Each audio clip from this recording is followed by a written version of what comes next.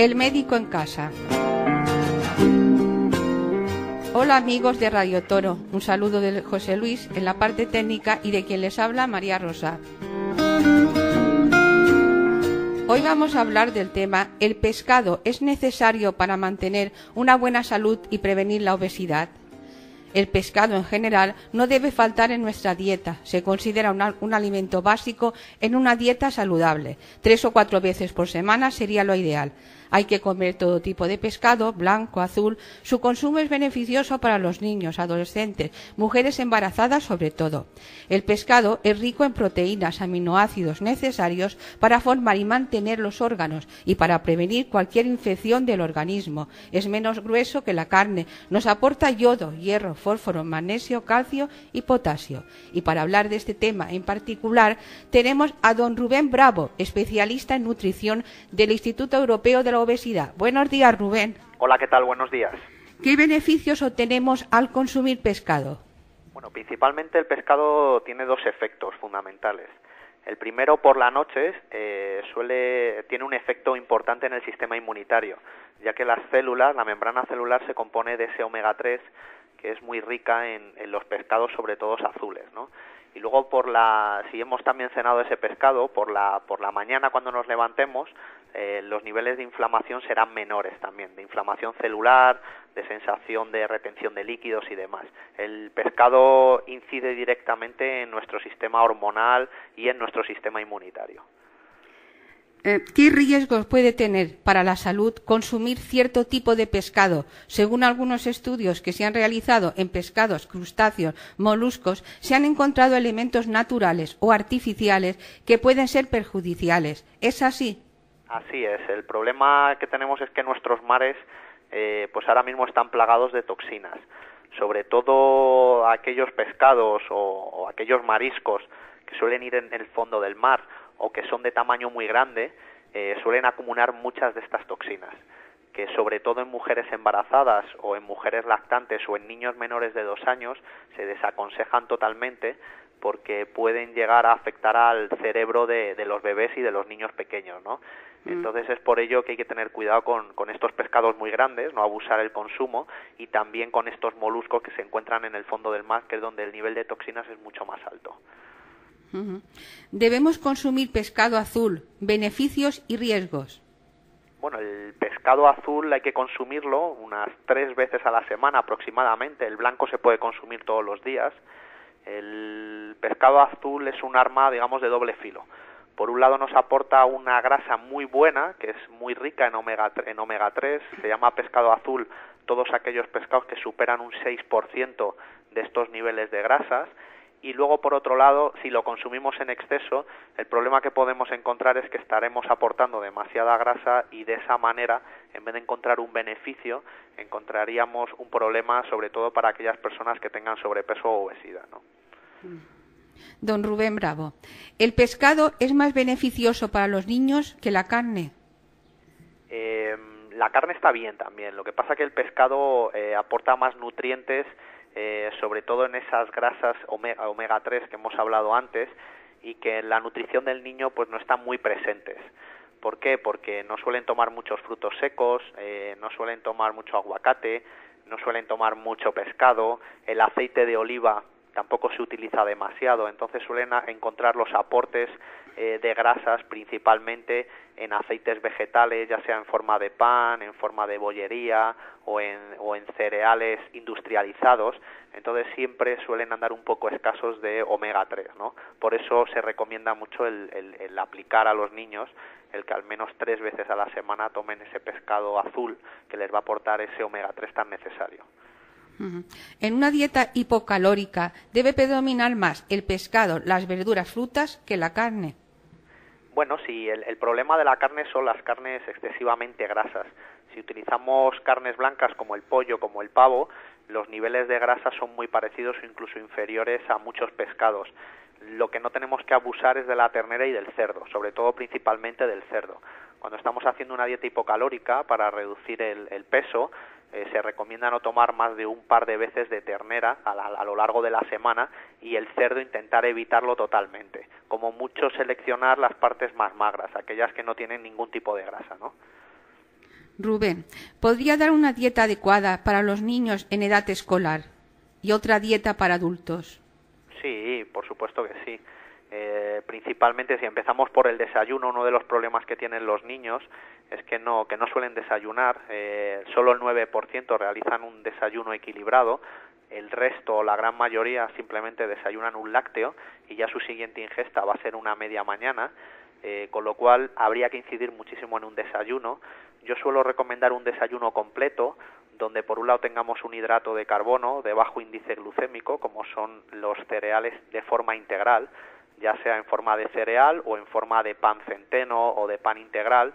Luego añadirle algo de grasa buena, que puede ser el aceite de oliva, un chorrito de aceite de oliva, y luego alguna proteína, como puede ser en los cereales, mezclar algo de leche bajita en grasa o añadirle algo de pavo, de jamón o algo de pollo también, lo que sería una rebanada de pan, ¿no?, con el chorrito de aceite. También podemos incluir ahí alguna pieza de fruta. Y luego en la media mañana pues compensar también o bien con un sándwich de pan integral o bien también con otra pieza de fruta, ¿no? En la hora de la comida es importante que los niños tomen legumbres. Un par de veces a la semana es recomendable, 2-3 veces la ternera y luego siempre grandes cantidades de verdura. No abusar en exceso, sobre todo, de la pasta, del arroz y de las patatas, y dejarlo más o menos a 1 o 2 veces a la semana, porque esos hidratos de carbono los vamos a aportar de forma más efectiva en el desayuno, ¿no?, como hemos hablado. Las meriendas fundamentales, porque llegarán a la cena con muchísima menos hambre y podrán cenar cosas más saludables, como es un pescado, como es una verdura. Recomendamos en la merienda o bien tomar otro pequeño sándwich, o bien tomar algo de fruta, o bien tomar algunos frutos secos o algún lácteo también bajo en grasa. Todo esto podemos configurarlo en una merienda. Todo el tema de la bollería es importante dejarlo en momentos muy concretos, una vez a la semana, como algo excepcional, ¿no? Lo mismo con las bebidas azucaradas, como puedan ser las bebidas de cola o de naranja, ¿no?, ya elaboradas, ¿no? Eso sería un poco unas indicaciones para un niño en época de crecimiento, ¿no? Realmente los adultos tendrían que seguir las mismas indicaciones. Lo que hemos explicado es una dieta saludable. Simplemente tenemos que aumentar o disminuir las cantidades dependiendo de la actividad física que tengamos. Los niños siempre demandan un poco más de alimento porque están en época de crecimiento, y dependiendo de la actividad de nuestro niño o de la actividad que tenga el adulto, dentro de estas indicaciones que hemos dado, ampliaríamos las cantidades o las reduciríamos un poco, pero siempre dentro de estos grupos y de estos alimentos que hemos indicado. Rubén, ¿a qué se debe que la obesidad progresivamente va aumentando en Europa y Estados Unidos? ¿En España ocurre igual? En España ocurre lo mismo. En los últimos 10 años hemos subido los porcentajes de obesidad casi duplicado. El problema principalmente se reúne en dos problemas. Por un lado, la alimentación, se come peor, se come a deshoras, se come más fuera, se comen alimentos de una calidad inferior, y luego por otro lado también la falta de actividad, la falta de ejercicio, el sedentarismo. Hace 10 años nos movíamos muchísimo más, hacíamos más deporte, los oficios eran mucho más activos, los niños jugaban más en la calle, no existían tanto los ordenadores, la televisión, las videoconsolas, sino que el trabajo o la actividad se realizaba, pues bueno, jugando al fútbol, montando en bici. Lo que ha ocurrido ahora es que por un lado estamos comiendo peor y por otro lado además estamos consumiendo menos calorías porque tenemos una actividad física inferior. Sumatorio de estas dos cosas, aumento de obesidad y sobrepeso tanto en adultos como en niños.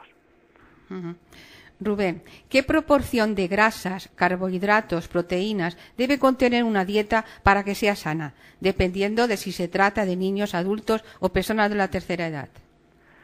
Los baremos normalmente, o al menos el estándar, se mueve en aproximadamente un 15 o un 20% de proteínas, alrededor del 30% de grasas y el resto de hidratos de carbono. Pero dependerá mucho también de nuestra actividad física. Pues si hacemos algo de actividad física o somos personas que están superando ya, que se encuentran dentro del grupo de tercera edad, sí recomendamos reducir un poquito más los hidratos de carbono y las grasas y aumentar un poco las proteínas para que no haya un déficit en la masa muscular. Aproximadamente calculamos que hay que tomar un gramo de proteína por cada kilo de peso. Es decir, que si pesamos 70 kilos tendremos que tomar 70 gramos de proteína. No 70 gramos de alimentos que contengan proteínas, sino ver dentro de las tablas cuántos, por ejemplo, 150 gramos de pollo, cuántas proteínas tienen esos 150 gramos y así más o menos calcular cuántas proteínas comemos al día por si tuviéramos un déficit. Para concluir, ¿el pescado hasta qué punto es necesario para combatir la obesidad y otras dolencias del organismo? Pues el pescado es fundamental. Nosotros en consulta siempre lo recomendamos mucho. El pescado previene de enfermedades del sistema inmunitario, todas las enfermedades articulares que con la edad van saliendo, como artrosis, como reumas.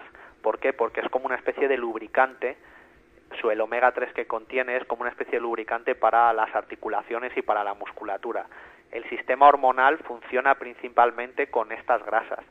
Entonces, normalmente cuando intentamos hacer dieta retiramos las grasas, pero estamos cometiendo un error, porque nuestro sistema no va a funcionar bien a la hora de eliminar las grasas malas, digamos, porque el sistema hormonal se verá deficitario. Entonces, se recomienda el pescado todos los días, se puede tomar 4 días a la semana pescado blanco, 3 días a la semana pescado azul. Gracias, don Rubén Bravo, por sus recomendaciones y su colaboración. Buenos días. Buenos días.